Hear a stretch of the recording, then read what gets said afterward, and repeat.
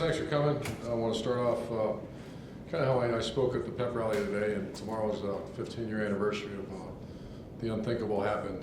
And had a very good conversation with a dear friend this morning, and the message to our team was nothing is guaranteed. A bunch of people went to work that day 15 years ago in those beautiful buildings, and life changed for everybody. And so I want to tell, first start off saying thank you, and to this day, prayers and thoughts for the families that were impacted that day. Prayers and thoughts for the men and women that serve this incredible country and protect us to be able to do what we did today, and the policemen and fire people, the service people that protect us. And it just made you think today, and I shared that message with our team, and I thought it inspired them somewhat. With that said, also thank the Buckeye Nation for hanging around through a downpour, and I thought Coach Mick made a good point that we came out and played our best football, at least offensively, and defensively played well too, but sitting in the locker room for an hour and a half, that's a good sign of some maturity. And I saw maturity in the locker room. I saw some disappointment with the way we played offensively in the first half. But good teams pick up each other, and I thought the 2 pick sixes, obviously, we got a pretty good secondary, and you put that with a decent pass rush, that's a pretty good defense. I'll answer your questions for you. Over the left, Austin, please. Urban, you just talked about the secondary and the pick sixes.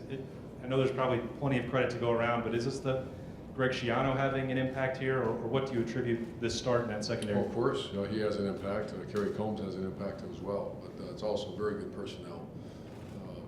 I think those young guys have really took to coaching, but they're also very talented guys that have been, a lot of those guys have been kind of paying their dues. Denzel Ward, Marshawn Latimer, it's his 3rd year. And then obviously Garion's a heck of a player, but Malik Cooker, that was a great play. That was right in front of me, and I saw him reach out. Great ball skills. So Greg Schiano certainly does have an impact on this, but it's also very talented players. Staying to the left, Bill. Urban, what do you account for the offensive sluggishness in the first half? It all starts, the offensive line gets a lot of praise around here, and also when things aren't going well, it's probably because we're not playing up to our expectation level up front. I'll have more for you tomorrow or Monday when I meet with you again, because I don't know. I know they were blitzing a lot, 1 out of every 3 or even more were pressures, and we weren't getting anything going. And obviously the second half, I thought we did, even in inclement weather, we did a nice job even making some some plays in the air.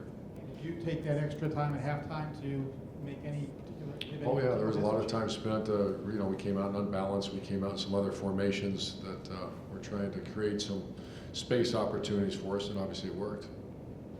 Second row right, Steve. Yeah, Coach, along the same lines, you guys had to settle for a couple of short field goals there in the red zone, just didn't get the touchdowns there. Was this maybe not in that first 20 minutes as sharp as you've seen him play? I hate to say that, and you can't see anything from downstairs, so I'll know more after we watch the video. Yeah, I just want to also ask, have you ascertained who knocked down the official? Because that cost you good field position and probably some points there.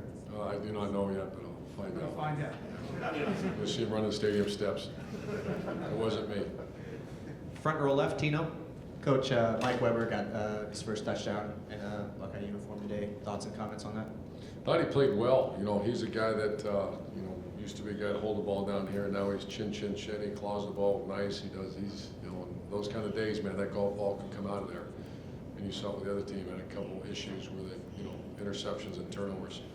So I thought the best thing he did is he hit the hole hard. He ran hard, but he also hung on that ball. And it's night and day compared to it was a year ago.